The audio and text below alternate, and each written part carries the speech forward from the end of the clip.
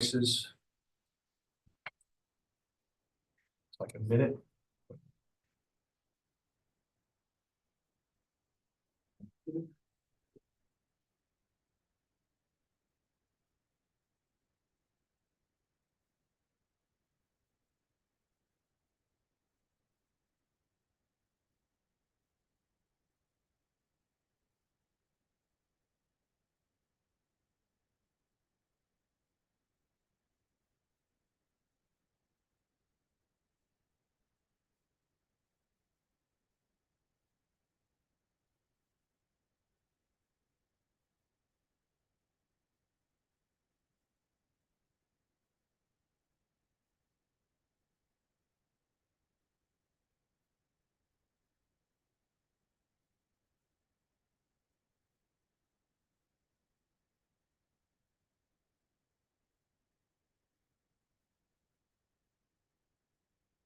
All right, I've got the top of the hour, 5 o'clock, Mr. Chairman. Excellent. Thank you, Eric. This is the March 5th, 2025 meeting of the City of Charleston Board of Zoning Appeals Site Design. Present are Amanda Barton, Jeff Webb, Kelvin Yuji, myself, Joel Adrian. Present from the staff, Eric Schultz and Allison Craig. These proceedings are being recorded. We ask that those who speak identify themselves for the record. We will conduct this meeting in usual fashion. We will first receive information from city staff about the application and their recommendation.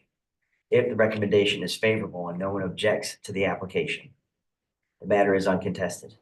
The board reserves the right to ask questions of staff, applicant, or others in attendance prior to rendering a decision.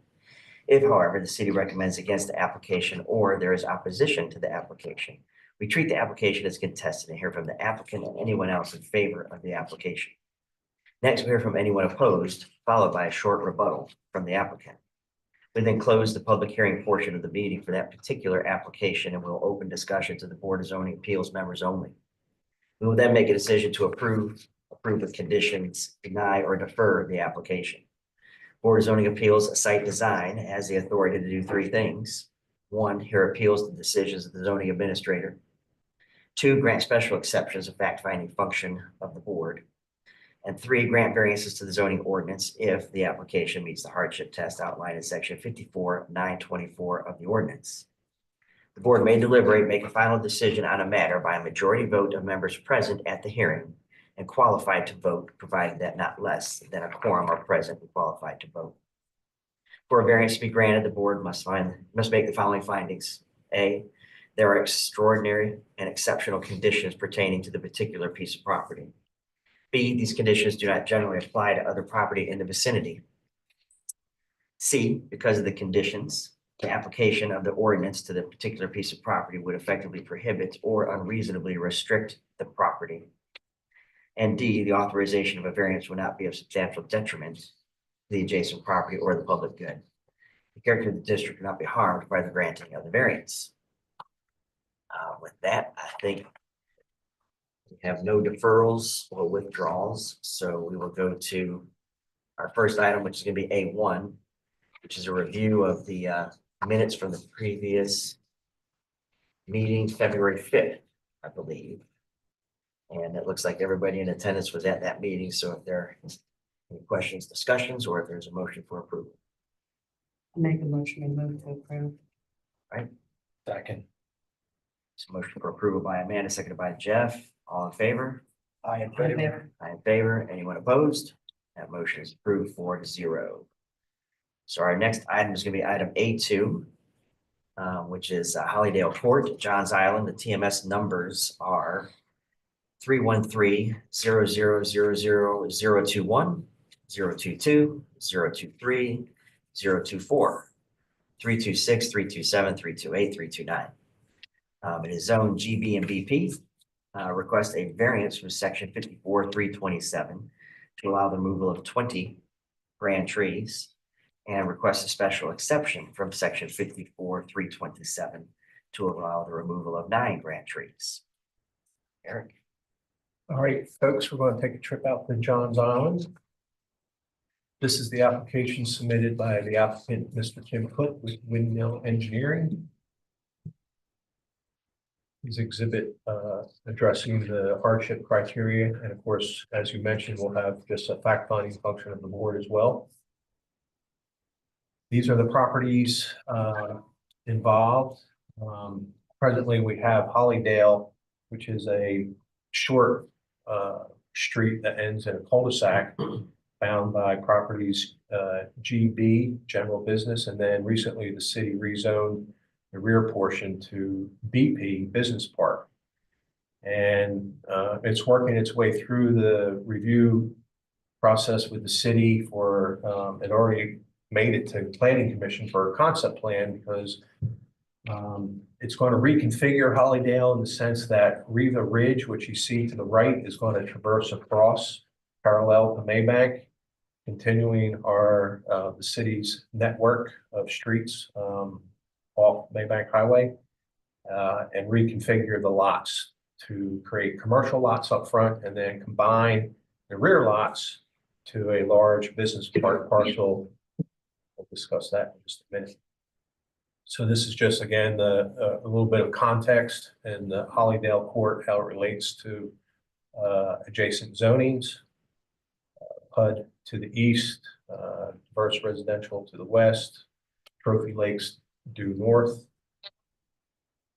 Aerial photo taken from Google Earth.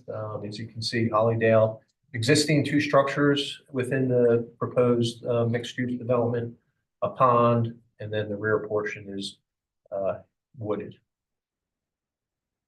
This is just a shot driving as you turn off of Maybank onto Hollydale. Years ago, the original owner and developer of this tract had a totally different vision and went through a process to build a public street without curb and gutter, kind of trying to be lighter on the land for Johns Island. And at the time, sidewalks were only required on one side of the street.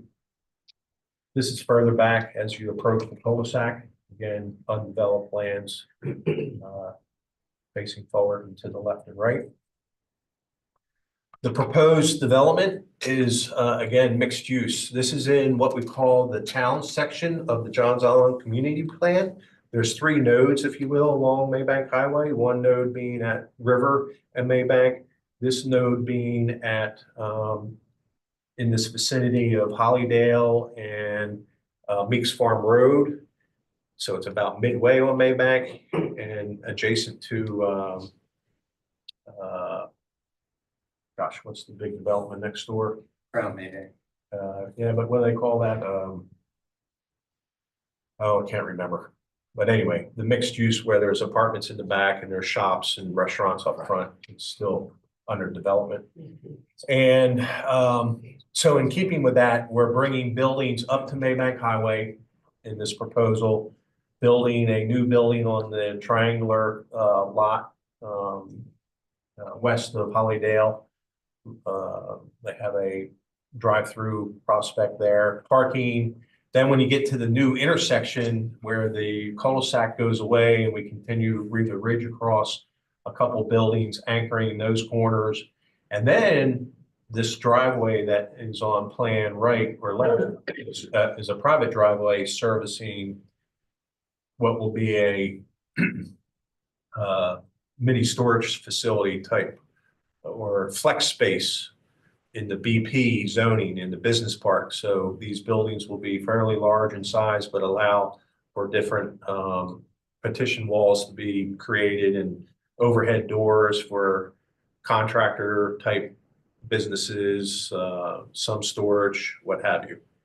So there would be 3 buildings. So as you can see, the rear portion is heavily loaded with grand trees. The arborist evaluated the grand trees. Again, our grading system, there were no grade A. We have a lot of grade B in blue, grade C in yellow, grade D in orange, and then the reds are staff level approval Fs. You have a wetland system, a freshwater wetland system on site.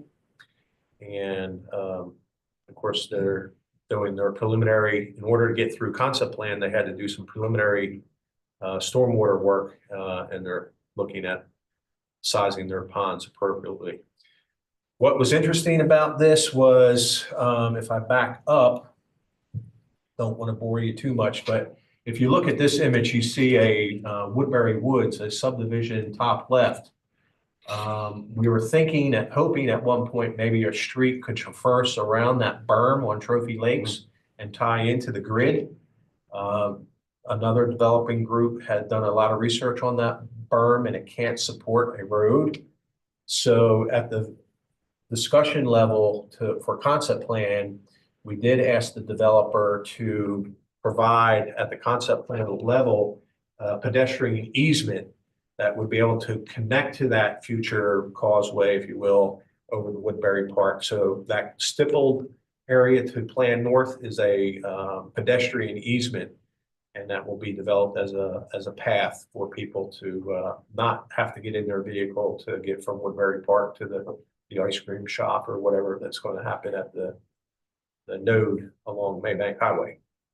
So that was a very generous compromise or agreement for that. But back to trees. So what I want to address is this is the list of trees proposed to be removed. I might add that if you noticed on the opening slide, the application has been modified from 20 grand trees to 15 grand trees requiring a variance, and we're still at 9 for a special exception. So this is the list of trees, the species, the size, the grade, the category, the comments about the condition of the tree, and then of course, based on our categorization of grand trees, the percentage of mitigation required.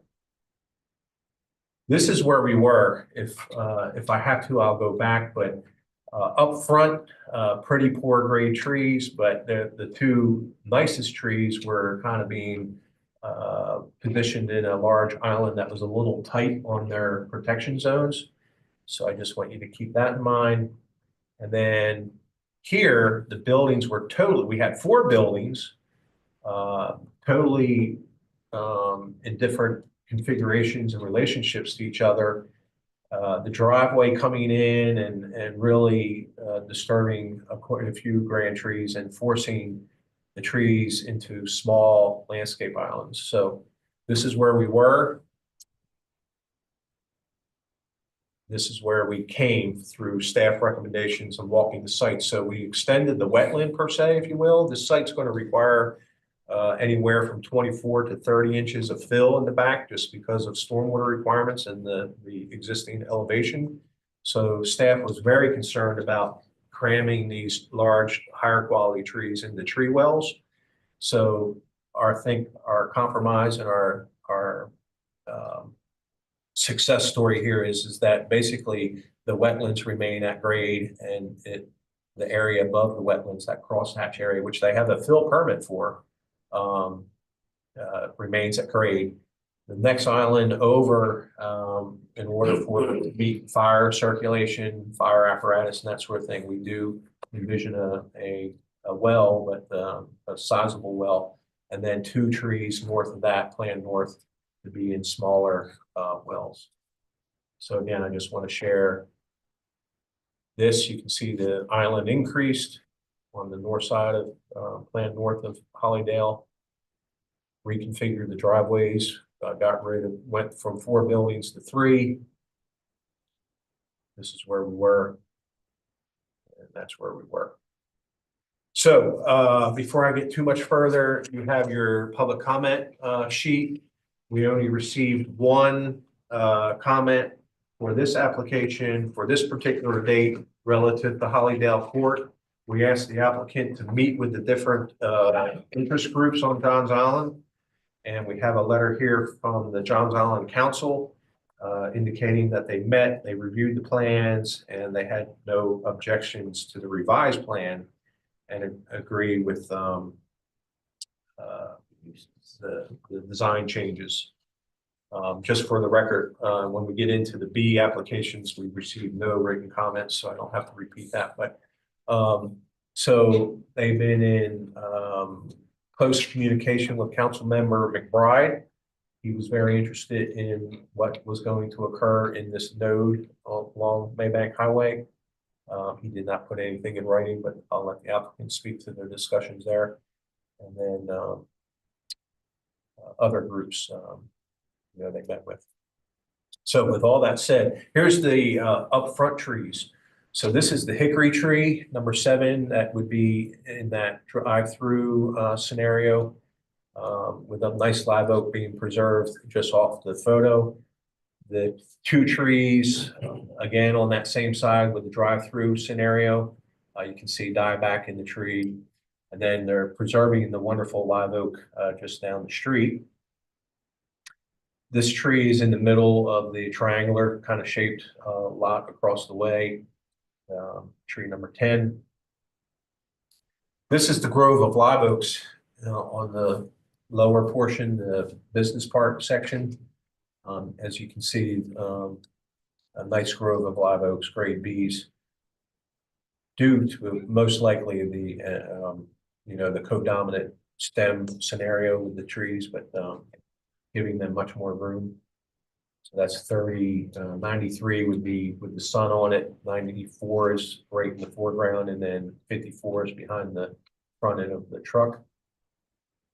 These are a couple other shots of those trees. And then in the interior island, we have 63, 64, 65 is the red maple, kind of tucked back to multi-stem. And then tree 60 and 61 off to the right, close to one another there, being preserved. Staff recommends approval with the condition to plant 506.75 caliber inches of native canopy trees on the site. We've had discussions with the applicant. They're thinking that they would try and meet that with 6-inch trees. And I said, I think we should study a mix of diameter trees. We all know that a younger tree establishes faster than a larger tree, depending on how it was grown, whether in the field or container. Must provide 4-foot chain link fence and the non-trench tree protection barricade detail for the interior trees, large tree save areas. And this would be basically installed at the face of the proposed retaining walls to preserve that existing grade. Must have a certified arborist develop a tree protection or a tree preservation plan for the interior trees to reside in the large tree wells to include positive drainage and tree save, keeping the grade at existing grade protection. Must have a certified arborist treat, prune, and monitor the protected grand trees to be preserved during all phases of construction and submit a bi-monthly inspection report to zoning. Must provide a mitigation tree planting plan for staff review and approval, and must make a good faith effort to repurpose the wood of the grand trees removed from the project site. Excellent. Eric, thank you so much. First I'll say, is there anybody present that is opposed to the application? All right, is the applicant present? And would you like to be heard? If you'd like me to, sure. My name's David Dick with the ownership group. I'll just be brief. I think Eric covered most things.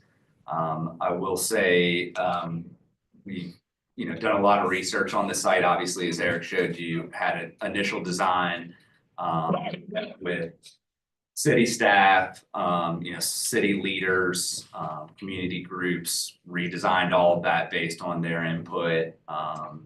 Met with Johns Island Council, got their approval on that. Met with Councilman McBride as well, who's excited about the project.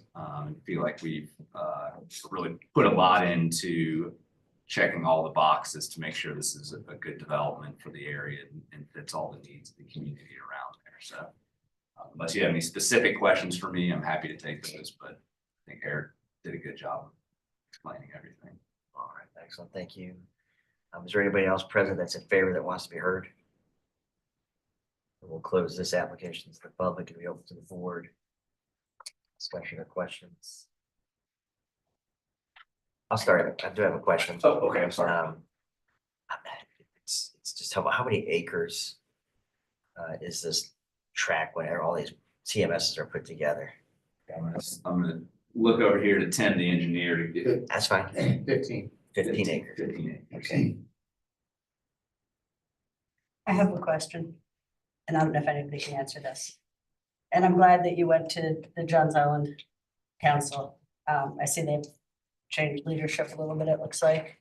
But several people still involved, but I'm curious about the letter where it says the consideration of the changes and oversized caliber of the trees is pleasantly generous, and if any trees die in between the 2-year period, they will be replaced per the managing partner.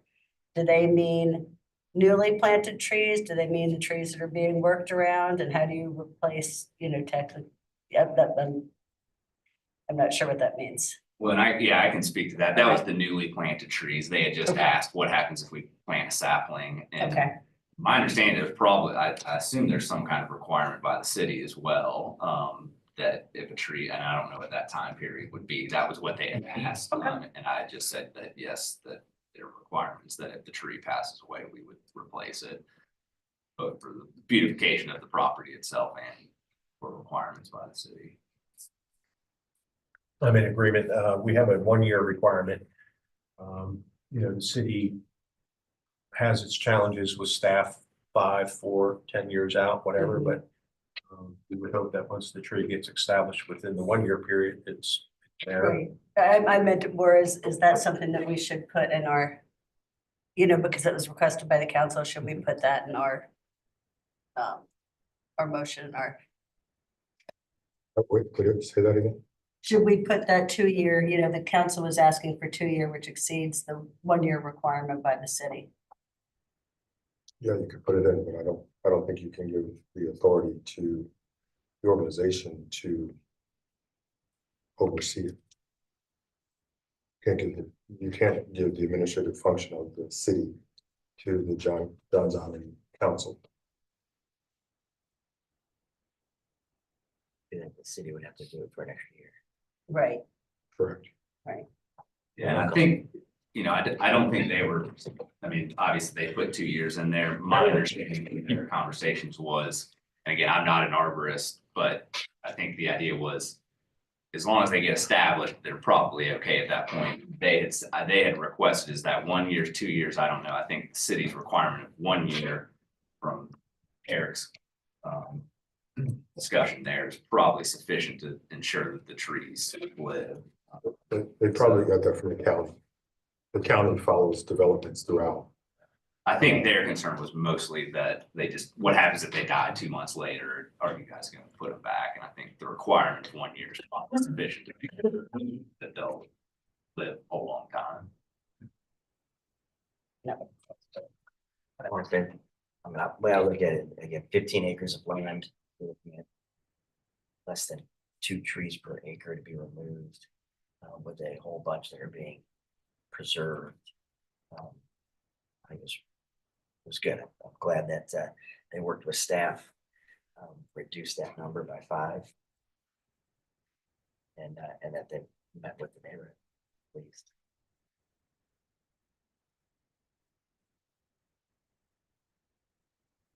Questions for the applicant?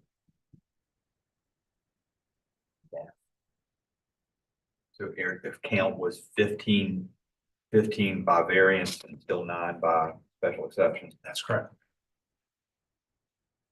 This is your tree chart.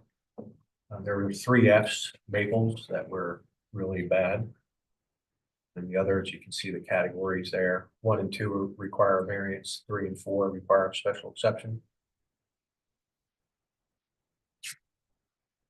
These 55 and 56, I have a feeling those were those 2 in the building in the back. Yeah, they're 77 was a B.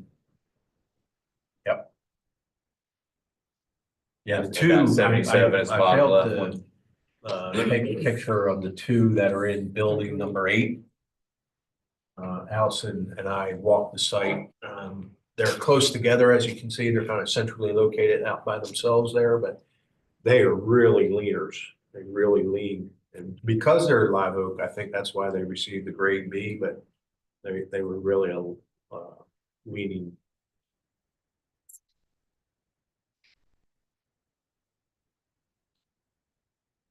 I think this is a great diagram for us because you look at the number of trees that are outside of the wetland protected area that are being preserved.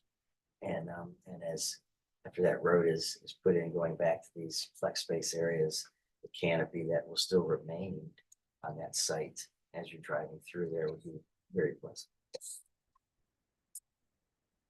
There's a lot of bees adjacent to those being taken Yes, out. Too. yes, nice trees.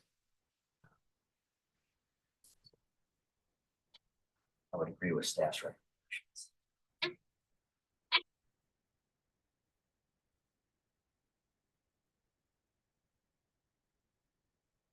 Questions, or is there a motion?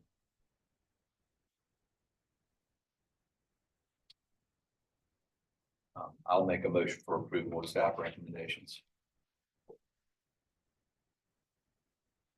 Second that motion.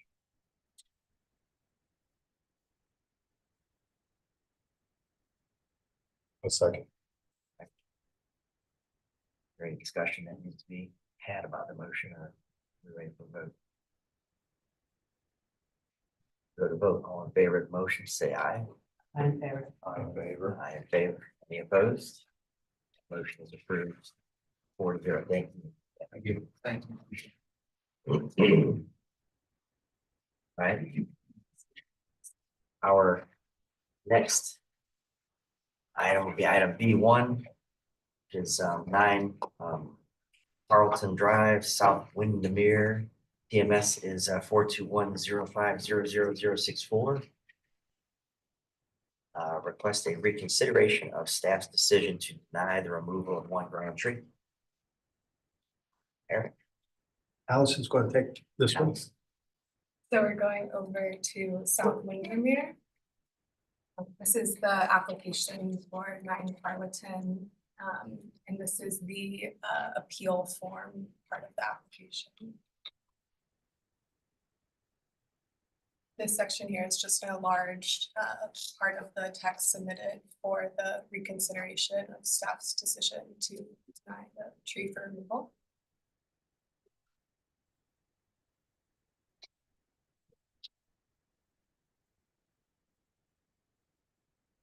This is the zoning map image of the property, zone SR1 for all adjacent properties, same zoning. This is the aerial image of the property. The cypress tree is this one here. And this is an image from street view, so you can see the tree in the backyard there, all the way from the street. This is a site plan showing the kind of existing conditions of the property with an accessory structure garage in the rear, already encroaching into the cypress trees protection zone. This is the arborist report that was provided to us after the tree inspection that I conducted. So they speak to the codominant structure of the tree with the 2 leaders growing further apart towards the top. I did not observe the white oozing sap, but the arborist did on the time that he assessed the tree. Here are some additional photos of the cypress tree here. So that first one is a up front enlarged image of the included bark there at the codominant connection.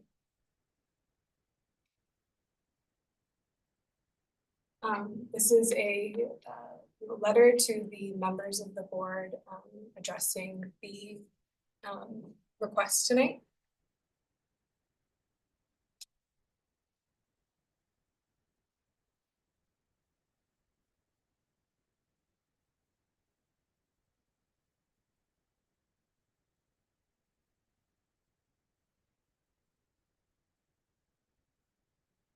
Those are the same arborist letter and photos that were provided earlier.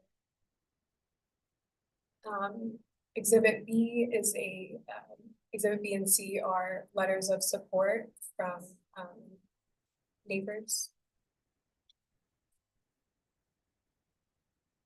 There's the application again. This property previously went to the Board of Zoning Appeals zoning in October of 2024 for an addition to the accessory structure. So you can see this rectangular square there was not on the site plan that was shown earlier. So this was the addition that they went to the BZA-Z for. When that application was submitted to the BZA-Z, we wanted to go out and assess the further encroachment into the trees protection zone. So I went out to look at the tree, came back, talked to Eric, and we discussed some options with the designer, but they really needed the square footage and needed that square staircase to be on the exterior of the structure. So the city, when this property went to the BZA-Z, the city recommended approval for the addition with conditions. One being that the trees be pruned and trimmed by a certified arborist, and also the foundation of the staircase was to be used with helical piers instead of a continuous footer to decrease the disturbance to the tree's critical root zone. So those were the conditions that the BZA-Z approved with the addition request. And when I went out to inspect the tree in December of 2024, I did not find that the tree met the city's standards for removal at staff level. So that is why the tree was denied, and that's why it's before you tonight requesting the reconsideration. Staff's recommendation is to uphold the staff's decision to deny the removal of the grand tree and maintain the conditions that were approved by the BZA-Z for the construction plans. We would advise considering having an arborist install a cable at the crown of the tree for concerns regarding the codominant connection.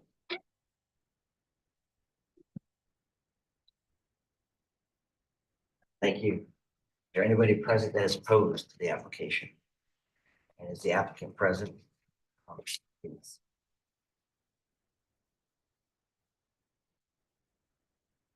Good evening, Hunter Mitchell, the owner of 9 Charleston Drive. I prepared a short 60-minute presentation. Just kidding, I promise it'll be faster. Thank you, Allison and Eric, for all your cooperation and emailing and getting us on the agenda tonight. Thank you to the board for the time and obviously what you all do, having been born and raised in Charleston, South Carolina.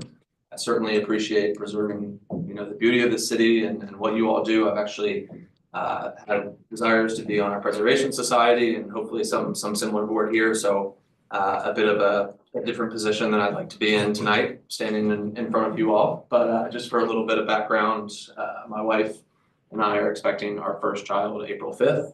Our daughter, and so we are both working parents.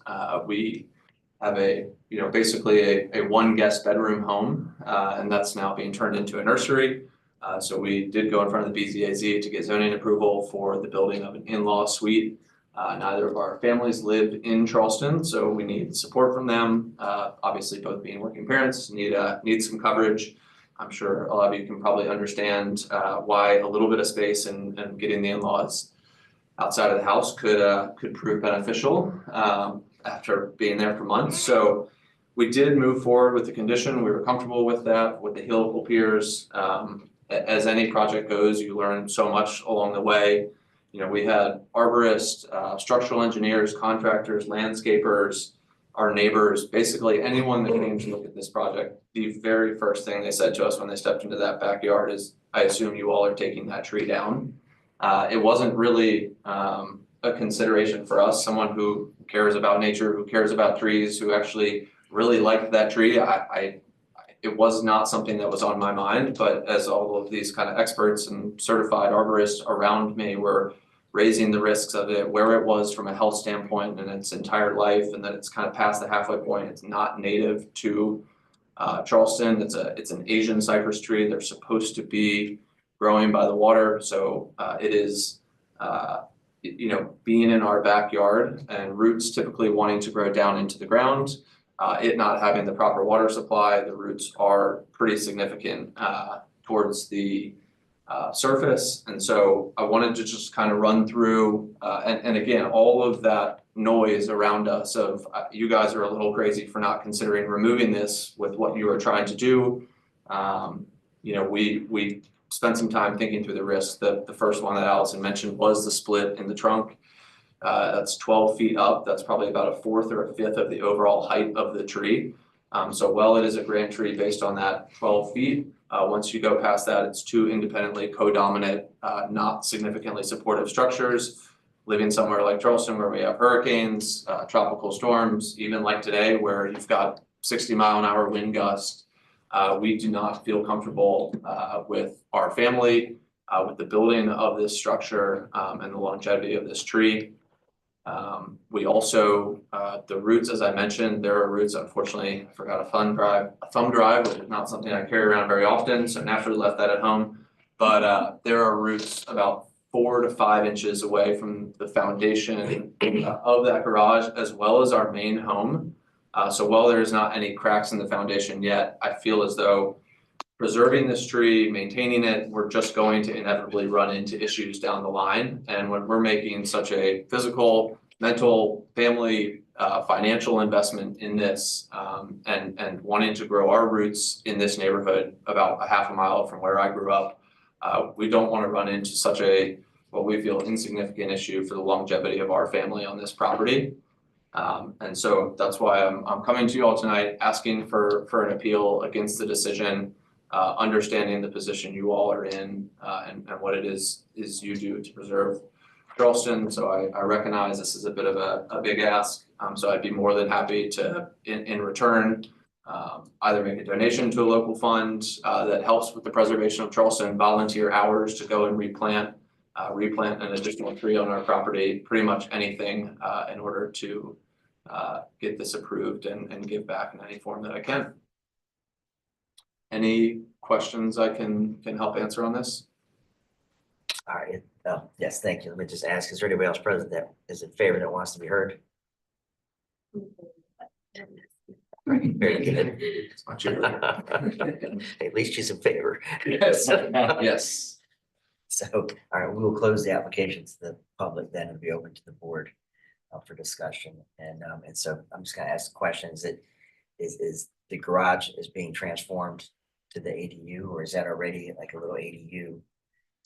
Or is it I know roof coming there- off and stairs going up to a room above? It will be stairs going off to it. So in that garage actually is a smaller boat and then a small amount of space where all of yard equipment is. And so the reason we're putting the staircase on the outside is because we would essentially take up 85% of the open space in the garage. So that's why we're putting the staircase off to the right. Actually, when we came forward with the architect, Robbie Marty, there was a discrepancy in her drawing of the distance. So unfortunately, I didn't bring the picture, but basically from that stairwell to the tree is going to be this amount of space between it. And I think it's inevitable this tree will probably continue to grow and grow wider. And so we just do not feel comfortable with how close it is. And sorry, I didn't mention this, but I have both letters from the neighbors who, the one behind me said he was actually gonna come knocking on the door to tell me that to remove this thing before he knew this was going on. So, bless you.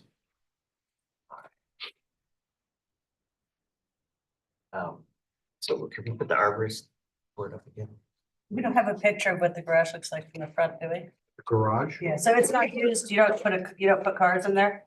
You just use it Boat.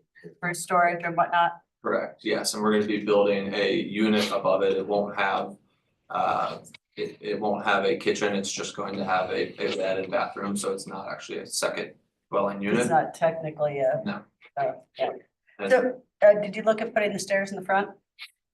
I mean, not having your boat stored in it. And I know you might not want it near. yeah, your boat, that would, that's- we actually do, when a hurricane comes, we have put cars in that garage before and for significant ones, we move the boat elsewhere. So it is not uncommon that we put a car in. I know, I was asking more in terms of, have you thought about, No, we didn't. Attention, an emergency has been reported in this building. Please cease operations and leave the building utilizing the nearest exit or fire exit stairway. Do not use elevators. Repeat, do not use elevators. What's your responsible for this? Yeah, this is part of the plan, yeah. I guess, our security guard's not moving too fast. Please do not panic.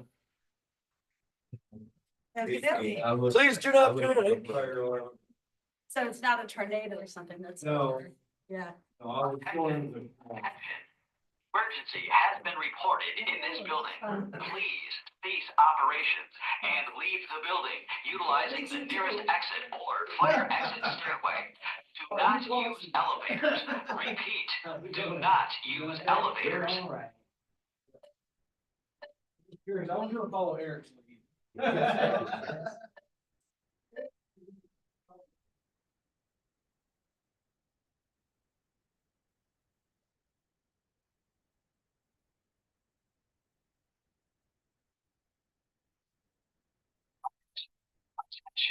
An emergency has been reported in this building. Please cease operations and leave the building utilizing the nearest exit or fire exit stairway. Do not use elevators. Repeat, do not use elevators.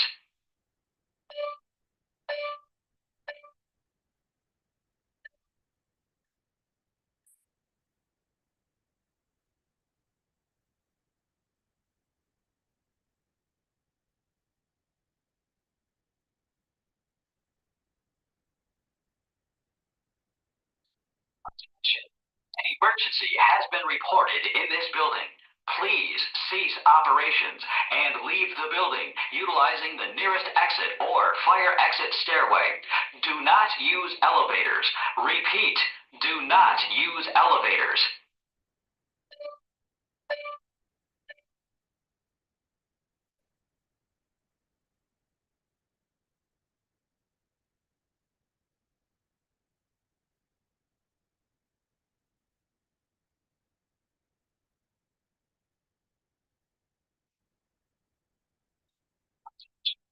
Emergency has been reported in this building.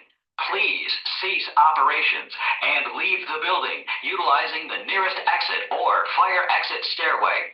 Do not use elevators. Repeat, do not use elevators.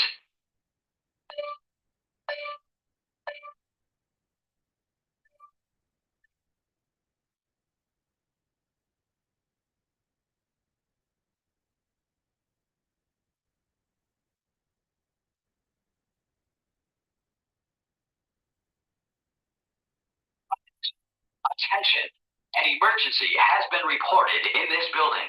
Please cease operations and leave the building utilizing the nearest exit or fire exit stairway. Do not use elevators. Repeat, do not use elevators.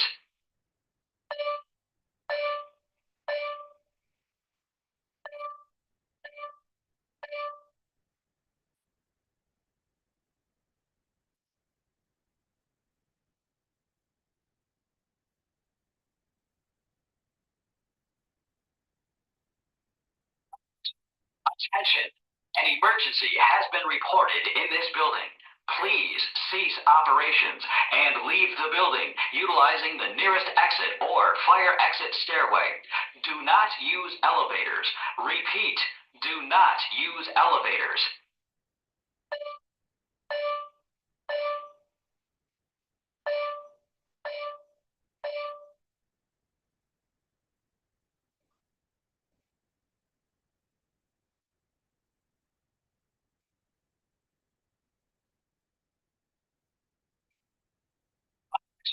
Attention, an emergency has been reported in this building. Please cease operations and leave the building utilizing the nearest exit or fire exit stairway. Do not use elevators. Repeat, do not use elevators.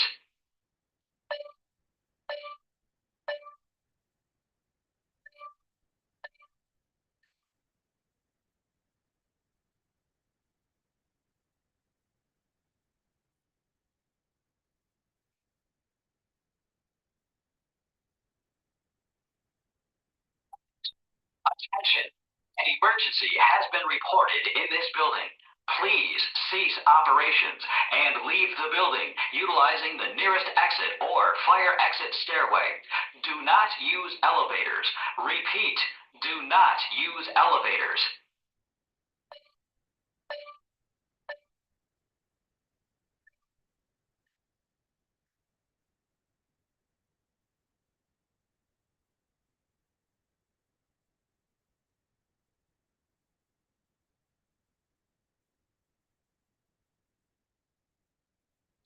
Attention, an emergency has been reported in this building.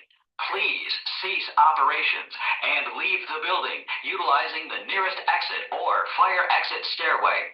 Do not use elevators. Repeat, do not use elevators.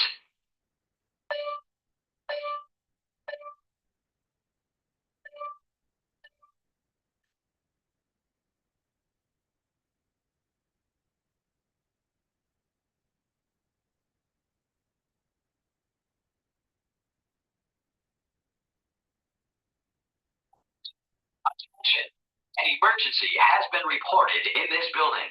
Please cease operations and leave the building utilizing the nearest exit or fire exit stairway. Do not use elevators. Repeat, do not use elevators.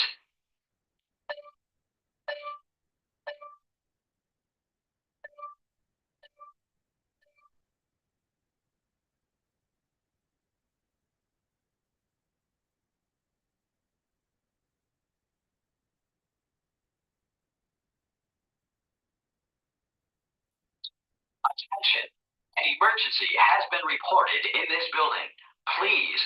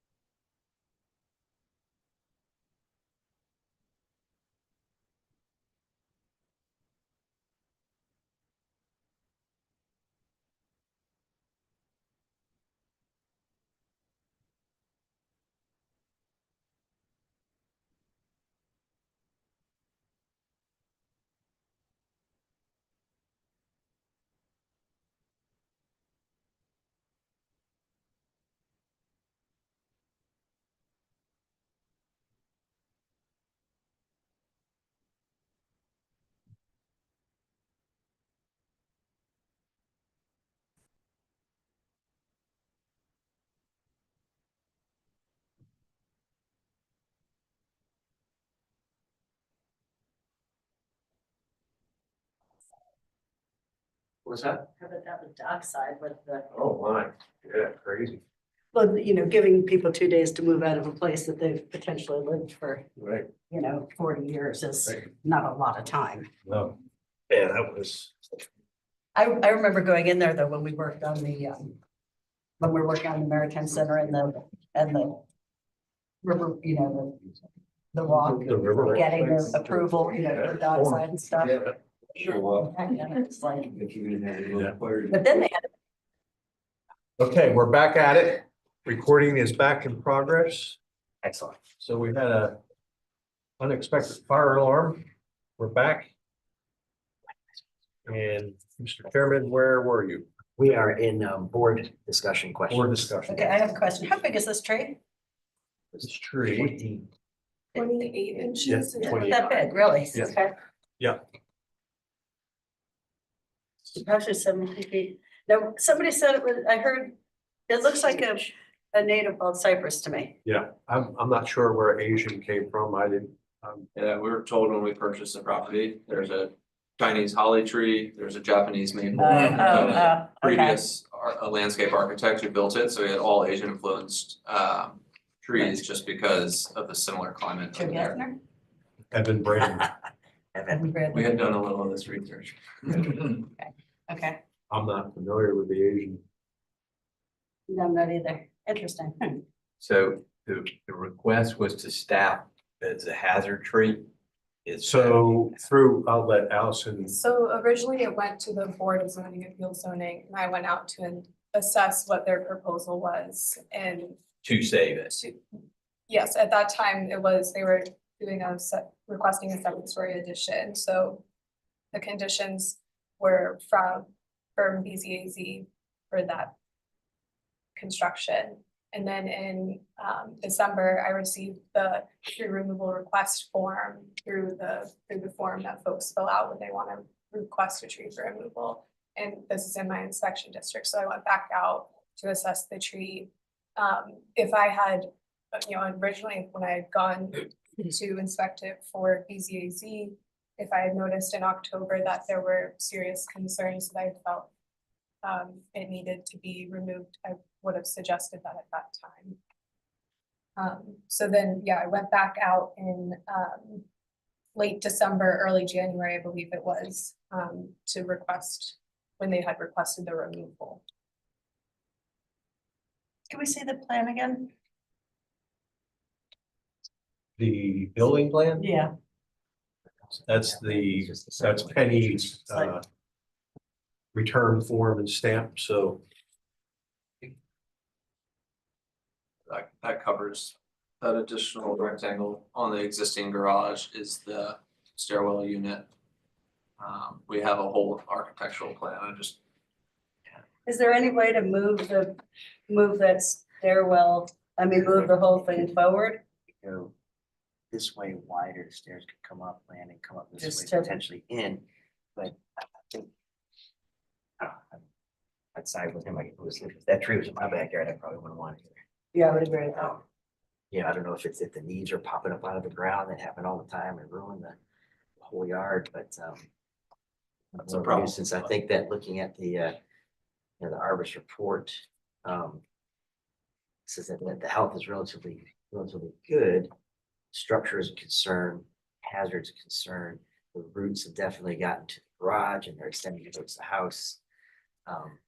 In that upper right-hand portion of the report, so. I wonder if overall.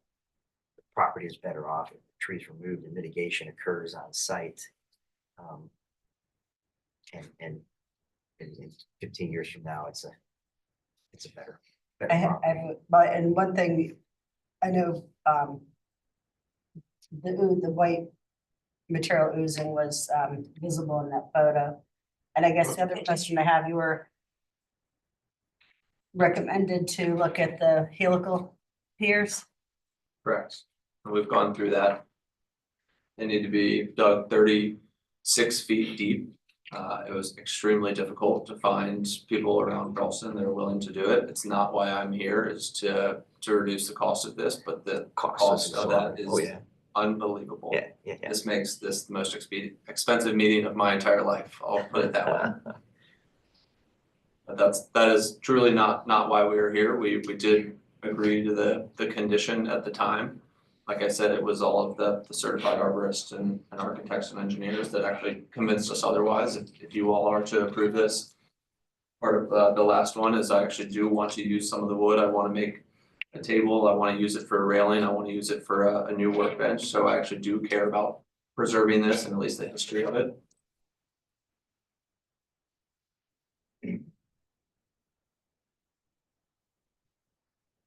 I'd have to say the landscape architecture. Close to the structure. 2.5 inch tree back then. Structure was definitely there. I mean. A lot of moisture in the cement background. Garage, Backyard. Built in 1970, the Yeah. garage was. so. I. In this case, very rarely, but in this case, I think I probably would. Vote in favor of removal with mitigation. I would agree with I think that. overall. The property, the neighborhood would benefit from. What we planted in the backyard. Or potentially front. Neighbors are in favor. Yep. So it's not harming the public good. What was the staff recommendation? To uphold our decision to deny the. Eric, what would the mitigation inches be? I'm just trying to refresh my memory here. I don't bring my ordinance like Lee did. I can't remember. I think the bald cypress is a category 1. That's what I I was think it's the saying. one. 100%, or no, well, you could view it this way, because we're not up against a variance, correct? It's an appeal. So if you all decide that it's a hazardous tree and Allison had gone out there and decided the same, it would be just a 2.5 inch tree planted on the lot. That would be the requirement Further away from us. if we had come to that decision at staff level. If it were a variance, then it's 100% of the DBH inches removed is what the ordinance calls out for.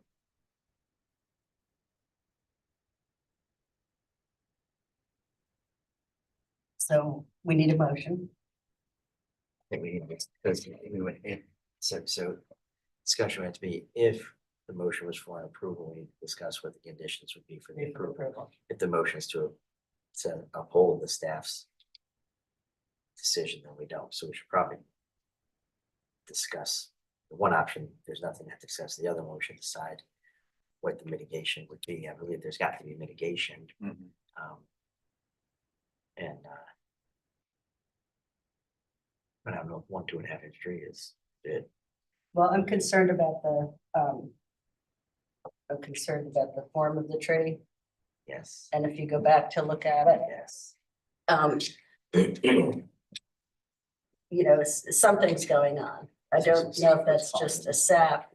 And the bark is kind of interesting looking. It has a lot of, I assume those are maybe mushrooms or conchs on it. Lichens, Like, is it lichens? I can't quite tell. almost moss. So is it Shady. holding water or? I think it's just a damp backyard and shaded and So is the oak tree that we're seeing, is that on the property behind? It is, yes.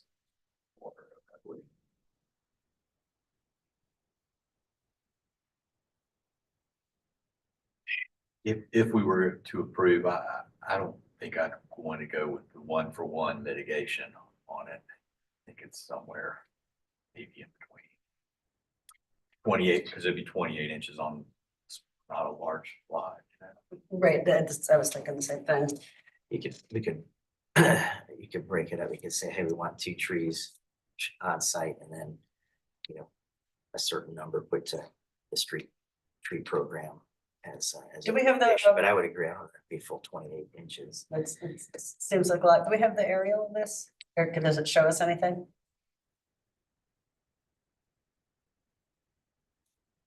Okay, so we can see it. There's nothing. Yeah, there's a big hedge. And then there's little, can't even call them leaves. That looks like it was drops. taken in, well, because it was in the winter, because it looks like the. Look like we have more deciduous back there.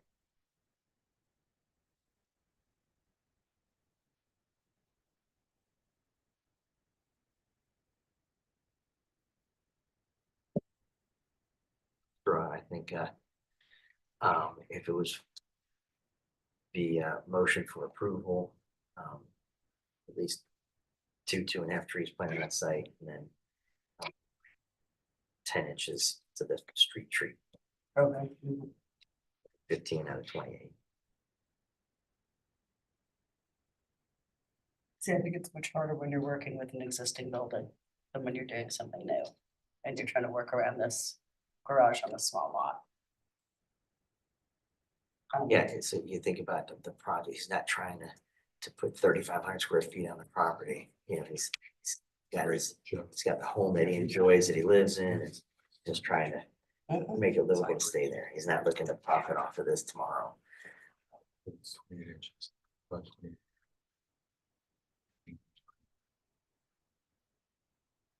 I think we want Forever. two trees. On the front. Unfortunate location. Last. What do you guys, let's move on towards. I was just asking the approximate age of the tree. Younger than you think. If Ebony planted it, he couldn't have planted it. What's that? Yeah, and Brandon planted, he's not that old. No, no.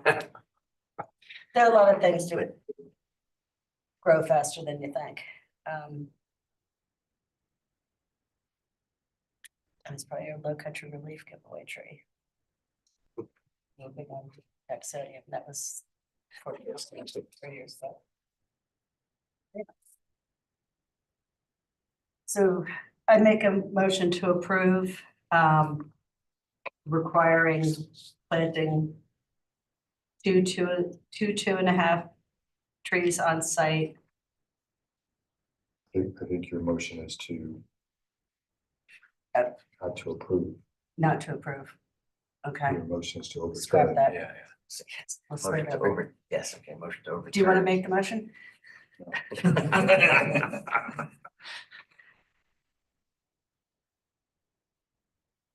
I think it would be, the motion is to overturn the city's Overturn, decision overturn or, and grant the removal of the tree. With the conditions of, blah, blah, blah. Okay, we're out of that motion, correct? Or am I revising it?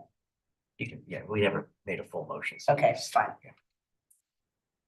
Is, what do you think is fair? Do you think 2 trees on site and the value of $500 to the street tree fund? Is it I'm not sure what the 10 inches was. No, we won't have to worry about just the way she's put it is even better. It's just a number to the street tree program. Okay, I make a motion to overturn, thank you. Overturn the previous decision and to recommend approval for removal, requiring the planting of 2 2.5 to 3 inch caliper trees on site and $500 to the city's street tree program. I Do second you it. want a landscape plan presented to the staff for review? No. Yes, they can submit that to Eric for review. Okay, so Or actually, it would not be to Eric. It would be to Allison. all right. And Jeff, you're gonna second that motion? I'm still sorry. Okay, so motion by Amanda Barton, seconded by Jeff Webb. The conditions were to plant 2 2.5 inch trees on site, $500 to the street tree program as a donation, and a landscape plan showing where those trees would go to be submitted to staff for review. All in favor of that motion? I'm in favor. I in favor. Any opposed? Approved. Thank you. Thank you all very much. Appreciate it. 4-0. All right. I don't really know how to fill this green sheet out on that one. I'll talk about that later. Our next item is gonna be item B2, which is 2577 Hatch Drive. Stoneview, the TMS number is 34500000295. Zone PUD, request a special exception from section 54.327 to allow the removal of 1 grand tree. So we're headed over to Johns Island. This is the application for 2577 Hatch Drive, made by the property owners. This is an image of the zoning map here. It's in the Stoneview PUD, and there's open space behind, which you'll see in this aerial image. The tree in question is this one here. So this is a street view of the property, with the tree being closest there. This is a photo of the site plan that was approved from when the home was approved for construction in 2021. The tree that's in question today for removal was not shown on this site plan when the new home was approved. It was not included on the information when the city reviewed the plan for the new single family home. This is an image showing the proximity of the tree to the home. You'll see there's the screen porch to the right and then a patio on the left side. This is an kind of up closer image. There's definitely a dead branch on the bottom, kind of under canopy of the tree here. This is the arborist letter assessing the tree. He came out and assessed the tree after I had originally inspected it and provided this letter.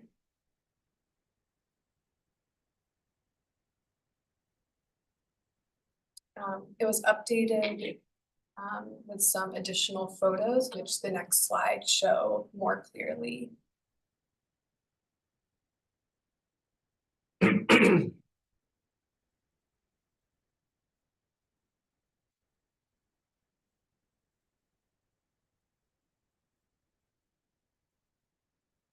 So here are some additional images showing the proximity to the home and the structure of the water oak.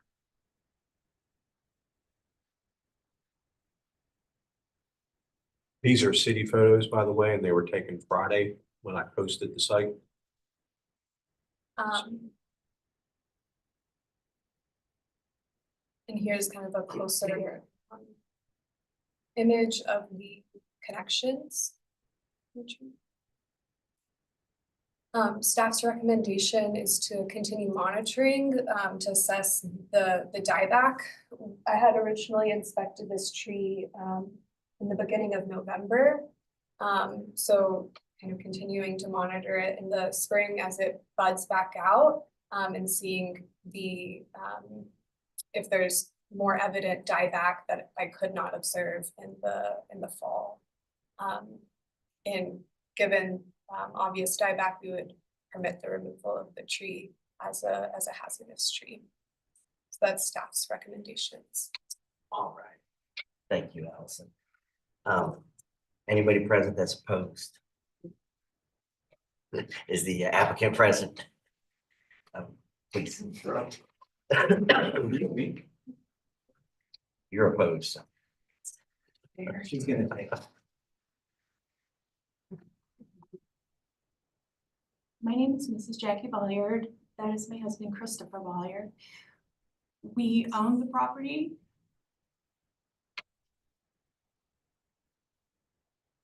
And, sorry, bad day for me today.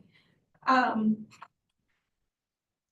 had suggested that we hire an arborist to look at the tree, which we did. And he was going to be here this evening to speak on our behalf, but unfortunately, he had an emergency and couldn't be here. It's okay. This is not related to the tree, by the way. It's not. Yeah. Yeah, so we did engage a certified arborist to come out and look at the tree. And he graded it as a D in poor health and decline. We believe at this point in time that it is a hazard to the property, not only to our property, but to our neighbor that sits quite close to us. And then there's a walking trail and a community space that kind of wraps around us as well, where we get significant traffic, kids, people walking dogs, that type of thing. As mentioned, this was not on the original plat when it was approved. And I don't put this this was originally meant to be community space. And then I think at the last minute, they decided to put a home up and that tree disappeared from the plat. The size of it being 29 inches in diameter, certainly I think it, exceeds, we're about 11 foot from our foundation right there. And with it being 29 inches in diameter and hanging over the top of our house, that is where we really believe that this is an issue. Number one, not only to, destroying the foundation, or two, during the storm season, which is all quite new to us and has us a little bit concerned, that this is going to come down on top of the house where we reside. We have my daughter living there. So as it sits today, we love the tree. And if you could look at the trees in general in the back of the lot, and if you take a look at the lot, we're surrounded by live oak, which is gorgeous. It's part of what drew me to the property. This one in general, based upon the fact that we understand the age to be significant, that it is a water oak, that it is far too close to the foundation and would have not been approved had that been represented when it was originally submitted to you for your approval. We just believe that the tree is just a hazard, not only to us, but to our neighbor and to the community. And we ask that you allow us to remove it. If I could please add, so the arborist has showed me at least 7 of the larger branches on the tree, which have already fallen off or been removed. He feels that it's in such poor condition, and because of the age, with the water being in decline, it's just going to continue to further decline and grow further underneath the foundation and also the canopy over the top of our house. The house that you see in the picture to the right of us, the darker blue house, it is large enough that if it were to fall, it could damage or hurt someone inside that property. As my husband mentioned, behind us, which is also, if you, I guess just to give you kind of a mental picture. So if that tree were to fall down, there is a path that wraps around the right side of our house all the way around the back. And the path is used by moms walking their children and people walking their dogs every single day. Golf carts going back and forth on a constant basis. And his feeling is that the tree is just going to continue to decline.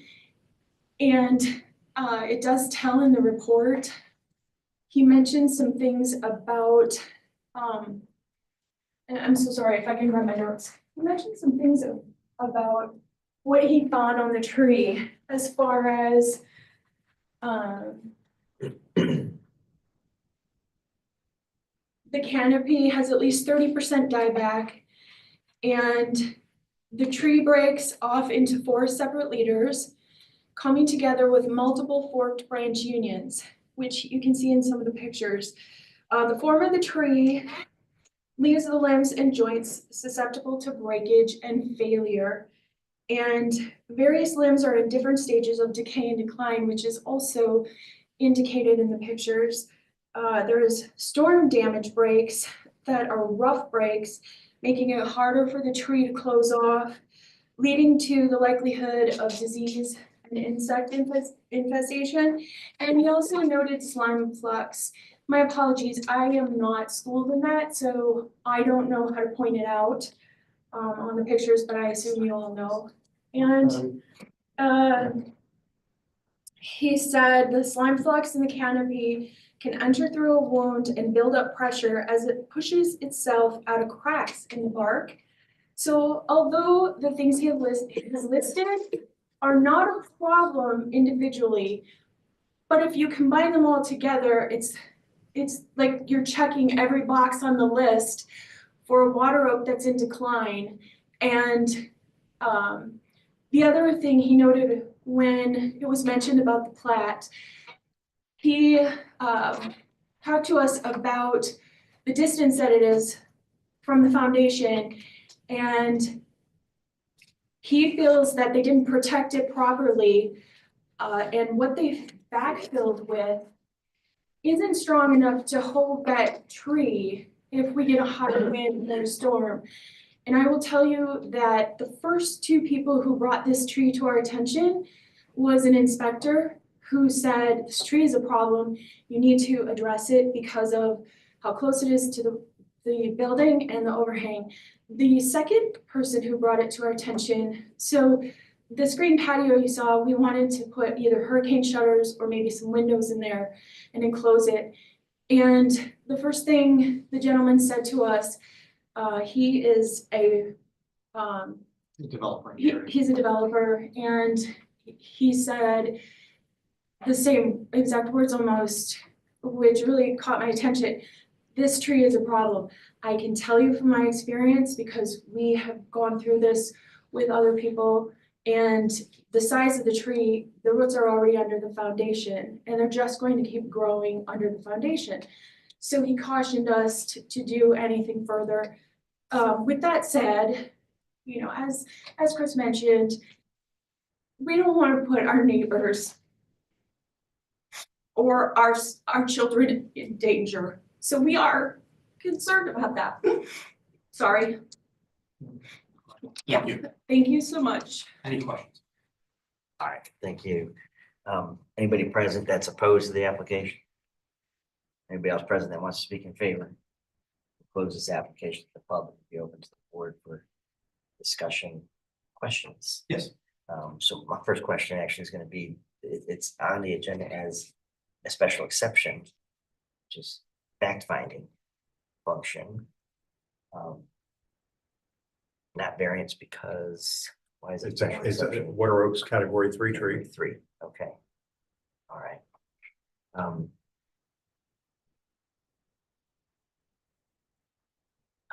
I guess I could flip flop on this one, like a politician.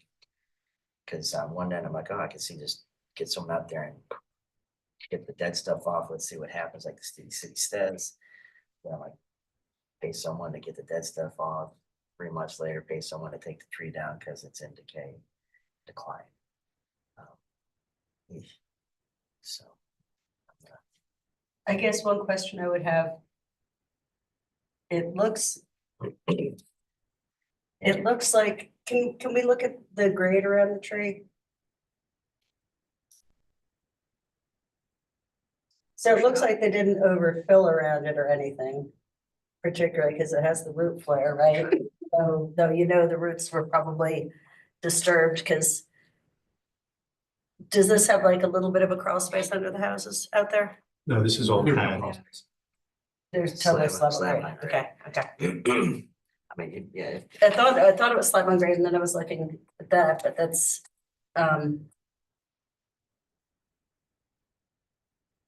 question is the limb that's going over the house, they didn't die after they built the house because they just freaking went in there And and just- yeah. built this house.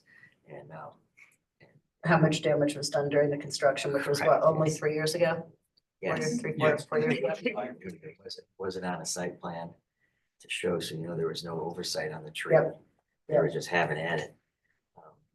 Probably every truss was laid down right at the base of that tree, was put on the house. Other thing the arborist brought to our attention was, so if you can envision the tree, and then all around it are 5 large live oaks. And they act as a canopy over the water oak. So it is competing for sunlight. And the leaves, and it's a little bit hard to tell because of when he came out, you know, when the inspections are done and the change of seasons, but that tree, the only leaves that were on that tree, most of them were half yellow, half green, or they were brown, they were dead. And then you can see where the branch was cut off here. If you go further up the tree, there's 7 of those removed already. And that was just, the one that was circled previously was just one of them that we, you know, circled to give an example of. But there is another branch on the opposite side that is also in very bad decline, as well as those two branches in the top pictures there are actually above that one that's circled there. So they're in pretty tough shape already.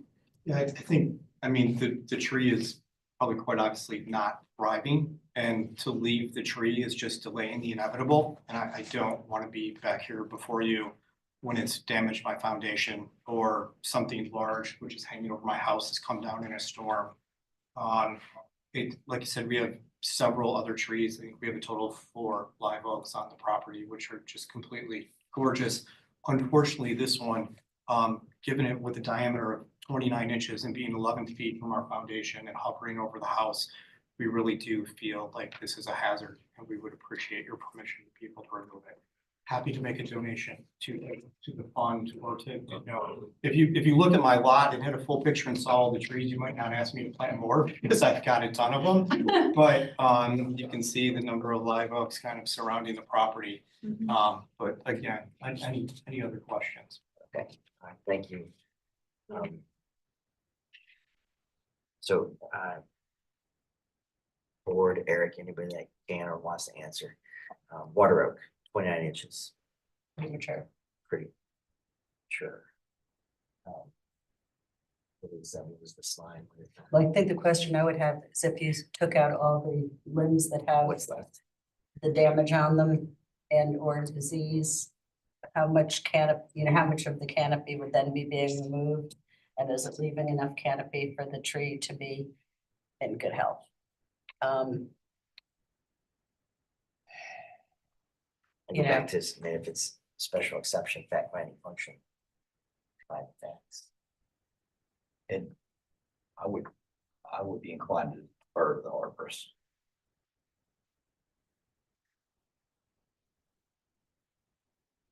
I would agree with that.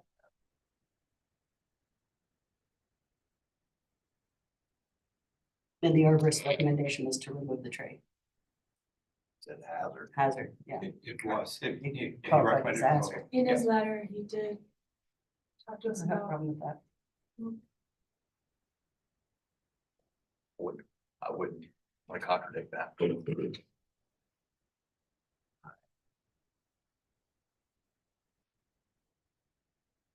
I make a motion, okay, Normal. Lenora, A normal one.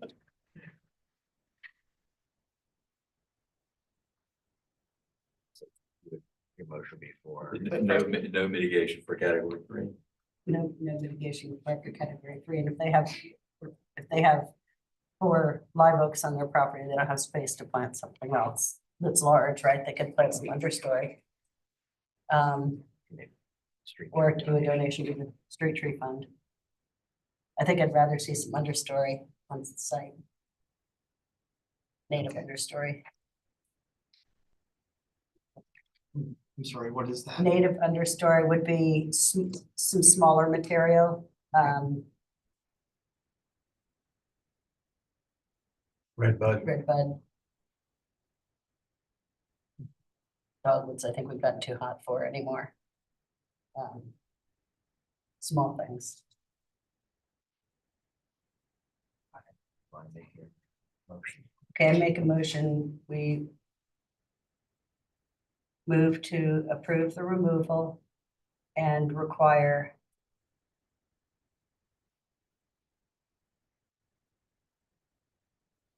one 2-inch native understory frame and replacement. You're a second for that motion? Second. Seconded by Calvin. Okay, so the motion was for approval to remove the tree, requiring mitigation of 1 2-inch understory tree, native understory tree. All in favor of that motion? I in favor. I in favor. Any opposed? Approved. Thank you for your time. Thank you for your time. Have our chairs changed? Not sure. I don't think so. Maybe I just haven't found it.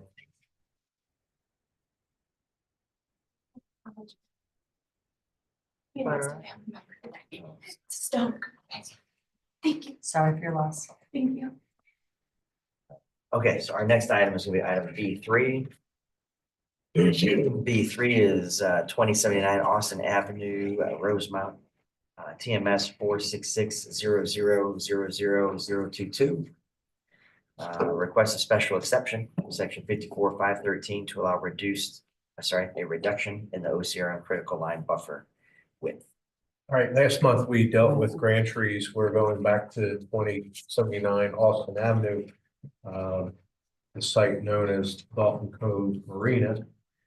They needed to move forward with the trees, and they delayed this request just because of the technical aspect required for the applicant to get documents prepared. But anyway, this is the aerial of the facility. It's going to be going under a major renovation to demolish portions of the structure, maintain the waterfront restaurant, add dry stack and necessary parking. So the buffer is shown in the green, 40 foot required in this particular section of the city and being zoned light or heavy industrial. You can see a couple small encroachments of the parking.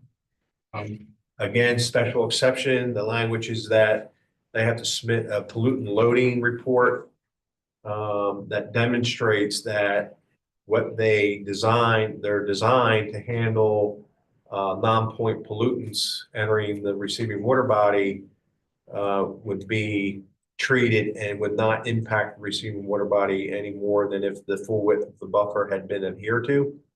So you'll soon see, this is the land use comparison study prepared by Matthew Klein,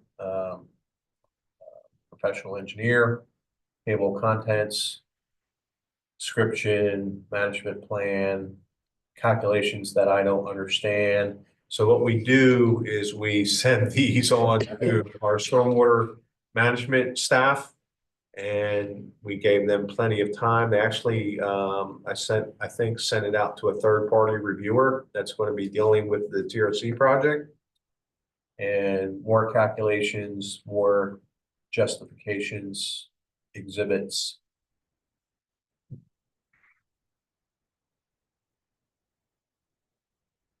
A lot of math, a lot of data. So we received the email. I asked to have this received by Tuesday noon. It came in yesterday at 1:53, which I was very pleased. And throughout the month, we were communicating and making sure any questions that anybody had were being addressed and what have you. So the result is that they feel comfortable with the report, not specifically saying that, there's a full launch approval, but they believe that any of the comments, and I just threw in a couple examples of the notes that Stormwater created, that they would be resolved through the TRC process. So with that said, staff recommends approval that must address Stormwater Management Department's comments and receive Stormwater's approval via the TRC process. All right, thank you, Eric. Anybody present that is opposed? Floor is yours. Hey, I'm doing, Matt Conlon, engineering, 49 Integration Street, Charleston. This is existing Dolphin Cove. Eric, do you mind going back to the aerial, please? So you'll notice the majority of our encroachments are not as encroached as it currently is with the campers and campers in the some of this area is also part of that buffer. This is a dredge spoil area where they would place dredge material and fill. Currently it's a wet pond. The other buffer area is this operation spot where the future operations will come in and they'll do a lot more machining work. There's a driveway that comes around the end of this building that kind of encroaches into that area. I say all this to say that our goal is to, with the redevelopment, is to take all of the stormwater that is being disturbed 2 water quality units. We'll end up with 2. There'll be one over here and one over in this area right here, utilizing existing pipe discharge out of a detention area here. So, and there may be 1 or 2 other ones, but we are, the reason for the parking as opposed to, just, why don't you just get rid of some parking? You got a pile of parking. It's, the parking counts for marinas, is a, it is a DHEC requirement, not a city. Well, there's a bunch of requirements, but yeah, you have the OCRM. It's an OCRM requirement that requires the staunch parking, and we're at the goal for this site is 400 parking spaces based on the use, based on that requirement. So it is, this is planning for the future. This is a lot of the parking that we're using is pervious materials. This site is got some soil management planning information. We're trying to keep all of the stormwater very high in the water table. And we're going through the city processes to make sure that all of the codes, relevant codes are adhered to, and water quality being the premier code for this site. They'll make sure that all the water quality is addressed. You'll notice there's an existing structure that's completely enclosed in that buffer. That's the existing restaurant. There is discussions at the moment of pulling that out of the buffer. So I don't know how that's going to end up, but I just wanted to let everybody know that there's a discussion to even improve that part of that part of this buffer. The goal is not to, the goal is to get the parking spaces in the most efficient way possible. So. Thank you. Could you state your name just for the record? My name's Fowler O'Porter, I'm the owner's representative. Excellent. Thank you. And if you go back to the aerial, there's these RV parking spaces all through that buffer that we're actually trying to, you can see in that one corner there of Matt's plan where they're all the way in the buffer, all the way down. We're actually trying to remove them from the buffer, kind of consolidate the parking. We feel we're going to make an improvement. All right, thank you. Anybody else present that wants to speak in favor? Nobody was opposed, so we'll close the application to the public to be open to the board. But there's no way we can have one. There's no way we can split our imagery, is there? And have, the plan on one and. 2 screens. Yeah. So used to 2 screens. So you can be looking at both at the same time. Next meeting. Next meeting, I'll figure it out. So about, but I won't be here, hopefully. So you have about 13 spaces that are in your gravel parking, it looks like, right? And then on the right, These. that are partially, Here. Mhm, right, yes. part of the spaces and And the, then there's a couple on this corner. okay. And then we've got some that are harder material. It's These the are, this asphalt is or- still, so the ADA spaces will be a hard material. And these are, they're gonna be a pervious material. Parking is intended to be a pervious material. And that's the way that we can keep this drainage higher in the water, because we need to put small pipes, 6-inch pipes conveying water. Cause we can't dig, there's a demarcation barrier in the ground on a lot of the site that, cause it's Ashley phosphate area. And so there's a demarcation barrier that they don't really want to get below. They don't want to dig, they don't want to see it. So we're trying to keep everything as high as we can and keep it in fill as much as possible. There's just a lot of different considerations that we're normally used to. It's a one-of-a-kind drainage situation that I'm working through at the moment. I say it's one of a kind, but I actually tried it out on IOP Marina, and it's worked pretty well over there. Somebody was, again, it's a special That's exception. And I think that it was providing the information that was reviewed by the city engineer. It yep. says, yes, we're in a good position. I would agree with that. What were what were your recommendations? Just to address stormwater management's comments and obviously seek their approval through the VA or through the TRC process. And you're in TRC or about to go to TRC? We are preparing to go back to TRC right now for the second time. All right, And we're working with Stephen. Stephen is the third party reviewer who reviewed this, and he is our stormwater reviewer. And he and I work together really well. He's a super nice guy. So definitely work with him on that. motion. Make a motion for approval. A second. Motion for approval, the special exception by Jeff, seconded by Amanda. All in favor of that motion? Aye. Aye in favor. Any opposed? It's approved 4-0. Thank you. Thank you, guys. Appreciate it. All right. Our final item on the agenda today is going to be item B4. B4 is 210 St. Philip Street, Cannon Borough, Elliott Borough. TMS numbers are 460-0802-015, 016-021, 098, 100 through 104. Zoned GB. Request a special exception from section 54-327 to allow the removal of one grand tree. And request a variance from section 54-327 to omit the 15 protected trees per acre requirement. All right, heading up the upper end of King Street by the now closed Post and Courier facility. This is actually across the street on the west side. We saw this back in 2021 for a phase of the redevelopment of the Post and Courier properties. Obviously, that was the application, Courier Square 2B. This is it was starting out to be known as the Liberty Project, but now it's the Peninsula. So it's a over 55 senior living facility.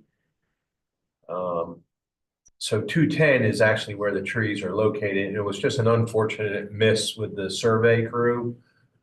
They somehow just missed this small parcel. So a lot of the protected trees and grand trees were addressed in 2021. Just due north of 208, that red roofed structure is a cluster of volunteer trees, red mulberry and a couple of cedars and hackberries. There's the cluster. It may be that they didn't have control of this particular lot at that time. I don't know. But the red maple or the red mulberry is buried behind the hackberry there. You see in the foreground. They did a report on it. It's a 10-13-13 grade C. I would maybe say it's even maybe a D. So the overall project, it has frontage on King, it has frontage on St. Philip, it has frontage on Spring. It's gone through TRC, it's gone through BAR. You can see the 3-story structures are going to be on St. Philip and adjacent to 208 right there, almost the 0 lot line, a little space between the property lines.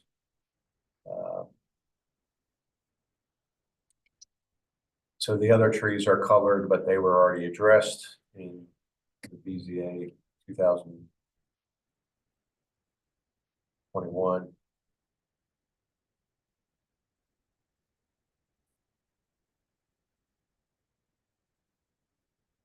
Go back to that. Here's the, okay, that was the, well, that was the conditions from the May 2021. So there were grand trees, 41 inches, but there was a heck of a lot of protected trees, and based on the acreage, that's how that large number came to be. Here's the picture today in winter with no foliage on the trees. Tried to get the best shot I could of the 3-stem mulberry. Staff recommends approval. This is a combination of the category 4 tree, so it's only 1/4 of the DBH inches, plus the 6 canopy trees, 30 inches. So 39 additional inches to the previous approval. Or make a monetary, as you can see, the site's pretty much full building, so there'd be contribution to the city street tree program.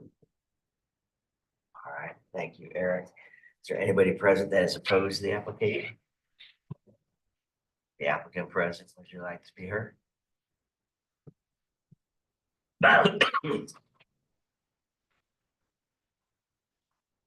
Good evening, everybody. My name is Taylor Fletcher. I'm with Seaman Whiteside, the civil engineer on this project. Like Eric said, we came before the BZA-SD back in spring of 2021 for the removal of 3 grand trees and for exception to the requirement for 15 inches protected trees per acre. Our understanding is that this particular piece of the property was fenced off previously, and that was why the surveyor did not pick up the information. And after multiple site visits from ourselves and landscape architects, this area was missed. Our general contractor was walking the site in December of last year and came across this grouping of trees that was not on the survey or on our plans. After that, we had our surveyor pick them up, and then we had Forrest Evans with direct directions go and confirm the 1 grand mulberry tree and provide a grade on that. As Eric stated, we are moving through TRC and VAR. We just submitted for TRC 4 this last Monday, and the architects are submitting for a final VAR this month. So we had been moving the project along through permitting without the knowledge of these trees here because they were previously fenced off. And as you can see, the portion of building that is in conflict with this grand tree, that is actually the healthcare portion of the building. So in addition to the 142 independent living units, we also have 32 skilled nursing facilities on site, and those will be located in that healthcare building that is in conflict with the grand tree. All right, thank you. Anybody else present that wants to be heard? Speak now.